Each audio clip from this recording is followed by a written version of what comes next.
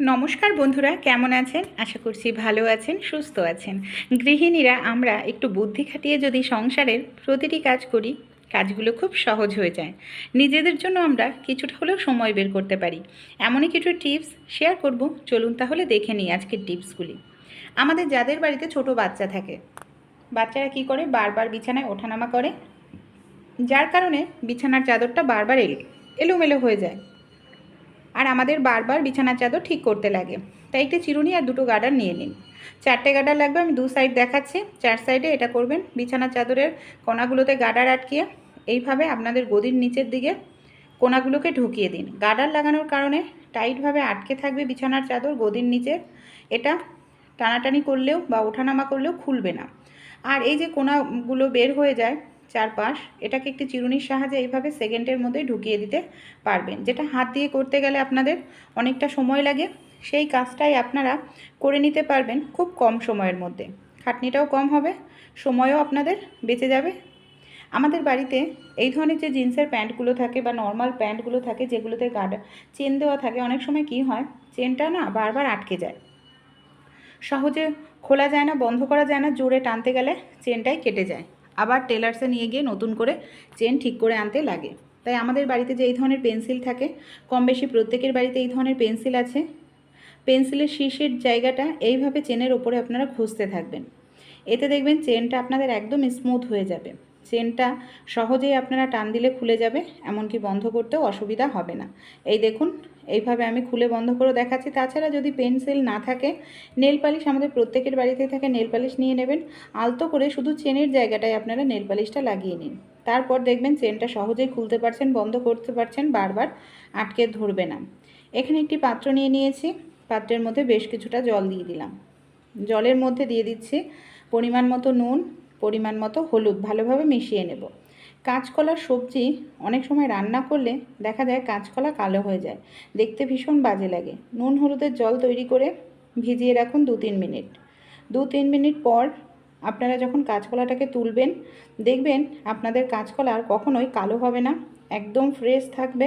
রান্না করলে দেখতেও ভালো লাগবে।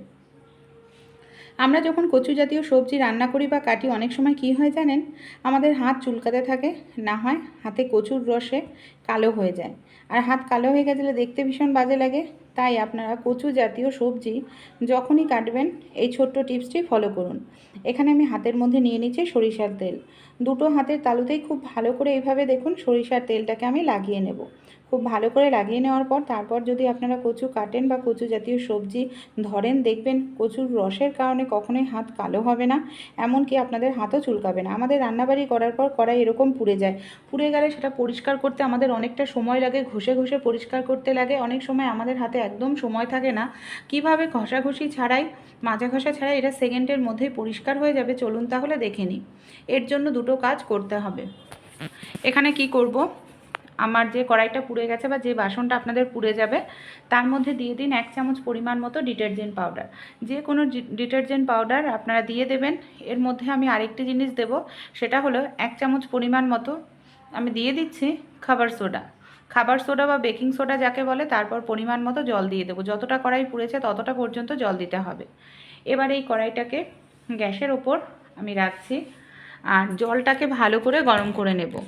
যখন আমরা জলটা গরম করব, ডিটারজেন্ট পাউডার, খাবার সোডা দিয়ে এইভাবে খুন্তি দিয়ে একটু নাড়াচাড়া করতে থাকবো। এইভাবে খুন্তি দিয়ে নাড়াচাড়া করলে কি হবে, পোড়াটা না আপনি আপনি উঠে যাবে। আর এইভাবে আমাদের খুব ভালো করে একটু নাড়াচাড়া করে জলটাকে গরম করে নিতে হবে। কড়াই আমাদের জলটাকে দিয়ে ফোটানোর প্রয়োজন নেই কোনো রকম, এখানে অতিরিক্ত গ্যাস খরচ হবে না, কয়েক সেকেন্ডের ব্যাপার। একটু জলটা গরম হয়ে গেলেই হয়ে যাবে। তারপর এইভাবে আমি কিছু সময় একটুখানি মানে গরম করে নিলাম জলটাকে, গ্যাসটা বন্ধ করে দেব। তারপর জলটাকে ঠান্ডা হওয়ার জন্য অপেক্ষা করতে থাকব। যখন আমাদের জলটা পুরোপুরি ঠান্ডা হয়ে যাবে, দেখুন, তখন এই জলটাকে আমরা কি করব, একটি পাত্রের মধ্যে ঢেলে আমি ফেলে দিচ্ছি। এবার দেখুন 80% পরিষ্কার হয়েই গেছে, কোনো রকম মাজা ঘষা ছাড়াই। কিছু সামান্য পরিমাণ যে লেগে রয়েছে পোড়া, সেটাকে একটু নর্মাল স্কচব্রাইট দিয়ে কয়েক সেকেন্ডের জন্য একটু ডলে নিচ্ছি। তারপর দেখুন আমি ধুয়ে দেখাচ্ছি কতটা সুন্দর পরিষ্কার হয়েছে। আপনারা দেখেই বুঝতে পারছেন। ভালো লাগলে টিপসটি অবশ্যই আপনারা ট্রাই করে দেখবেন। ভেন্ডির সবজি আমরা কম বেশি প্রত্যেকেই খেয়ে থাকি। অনেক সময় কী হয়, একটি একটি করে ভেন্ডি কাটতে গেলে আমাদের অনেকটা সময় লেগে যায়, অতটা সময় হয়তো আমাদের হাতে থাকে না। তাই একটি ভেন্ডি কাটার সময় আপনারা 400-500 ভেন্ডি একসঙ্গে কেটে নিতে পারবেন। কি করব, ভেন্ডির যে বোটাগুলো আছে সব বোটাগুলো আমরা একদিকে রেখে ভেন্ডিটাকে এইভাবে দেখুন হাতের মুঠোতে আমি নিয়ে নিচ্ছি। এখানে আমি কিন্তু অনেকগুলো ভেন্ডি নিয়েছি। আমাদের বাড়িতে যে গার্ডার থাকে, এই ধরনের সরু মোটা গার্ডার নিয়ে নেবেন, যে কোনো একটা আপনাদের হাতের কাছে যেটা আছে। তারপর ভেন্ডির বোটাগুলোকে দেখুন আমি একসঙ্গে রেখেছি, মানে একদিকে রেখেছি। সবার প্রথমে ভেন্ডির বোটাগুলোকে আমি এটাকে এইভাবে কেটে আলাদা করে নিচ্ছি। বোটাগুলোকে ফেলে দেব। তারপর একটি ভেন্ডি কাটার সময়ে দেখুন আমি এখানে কতগুলো ভেন্ডি একসঙ্গে কেটে নিতে পারছি। এইভাবে কাটলে সময় কম লাগে, কাজটি খুব দ্রুত তাড়াতাড়ি হয়ে যায়, এমনকি আমাদের খাটনিটাও কম করতে হয়। গাডারটা পেছন দিকে সরাতে থাকবো আর এইভাবে ভেন্ডিটা আমরা কেটে নিতে থাকবো। আর এইভাবে ভেন্ডি কাটলে ভালোভাবেও কাটা হয়। আমাদের বাড়িতে যে এই ধরনের সবজিগুলো থাকে না, ধুন্দুল, ঝিঙ্গা, আমরা যখন এইভাবে খোসা ছাড়াই, খোসা ছাড়াতে গেলে খোসার মধ্যে দেখবেন বেশ কিছুটা সবজি আমাদের নষ্ট হয়ে যায়। তাই ছুরি বটি দিয়ে খোসা না ছাড়িয়ে, আমাদের বাড়িতে যে এই ধরনের জামা কাপড়ের ক্লিপের হ্যান্ডেলের দিকটা দেখবেন ধার থাকে, এই হ্যান্ডেলের দিকটা দিয়ে এইভাবে যদি আমরা ঘষে ঘষে এটার খোসাটা ছাড়াই, কারণ ঝিঙে, ধুন্দুল, চিচিঙ্গা এই জাতীয় সবজির খোসাগুলো খুব পাতলা হয়, তাই এইভাবে পাতলা কিছু দিয়ে যদি আমরা একটু ঘষে নিই, দেখবেন কত সুন্দরভাবে তাড়াতাড়ি খোসা আমরা ছাড়িয়ে নিতে পারবো। এখানে দেখুন খোসাটা ছাড়ানো হয়ে গেছে। আরও একটি নিয়েছি আমি, সেটারও খোসা আমি এইভাবে ছাড়িয়ে নিয়ে আপনাদের দেখা যে দুটোরই খোসা দেখুন কত সুন্দরভাবে এখানে ছাড়িয়ে নিলাম। এখানে আমি নিয়ে নিয়েছি বেশ কিছুটা পেপার। আমাদের প্রত্যেকের বাড়িতে এই ধরনের পেপার বা খবরের কাগজ থাকেই। এখানে আমি খবরের কাগজের মধ্যে দিয়ে দিচ্ছি কিছুটা পরিমাণ ভিনিগার দিয়ে খুব ভালো করে এইভাবে খবরের কাগজটাকে ভিজিয়ে নেব। এবার এটাকে আমরা কোথায় কী কাজে ব্যবহার করতে পারি চলুন দেখে নিই। আমাদের ফ্রিজের মধ্যে আমরা খাবার দাবার রেখে থাকি, ফ্রিজ থেকে মাঝে মাঝে বাজে দুর্গন্ধ বেরোয়, রোজ রোজ ফ্রিজ পরিষ্কার করা কারোর পক্ষেই কিন্তু সম্ভব নয়। সেক্ষেত্রে আপনারা এইভাবে ভিনিগার মেশানো খবরের কাগজটি ফ্রিজের মধ্যে রেখে দিন, 5-6 দিন রেখে দেবেন, দেখবেন ফ্রেশ থাকবে। 5-6 দিন পর আবার চেঞ্জ করে নতুন করে ভিনিগার খবরের কাগজ দিয়ে দেবেন।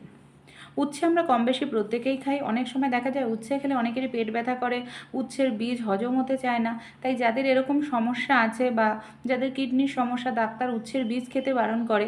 একটি একটি করে উচ্ছের থেকে বীজ ফেলতে গেলে অনেকটা সময় লাগে, তো একটি একটি করে বীজ বাছার প্রয়োজন নেই। উচ্ছে কাটার পর হাতের সাহায্যে হালকা করে এইভাবে একটু কচলাতে থাকবেন উচ্ছেটাকে আলতো হাতে, দেখবেন খুব সহজে উচ্ছের যে শক্ত বীজগুলো আছে সেই বীজগুলো উচ্ছের থেকে আলাদা হয়ে যাচ্ছে। তারপর আপনারা ধীরে ধীরে উচ্ছেগুলোকে একটি পাত্রের মধ্যে তুলে রাখুন। এই দেখুন আমি উচ্ছেগুলোকে ধীরে ধীরে একটি পাত্রের মধ্যে তুলে রাখছি, আর উচ্ছের যে শক্ত বীজটা রয়েছে সেটা নিচে পড়ে যাচ্ছে। আর উচ্ছের বীজ থেকে কিভাবে আমরা সহজেই আলাদা করে নিতে পারলাম, একটি একটি করে আলাদা করার প্রয়োজন পড়লো না।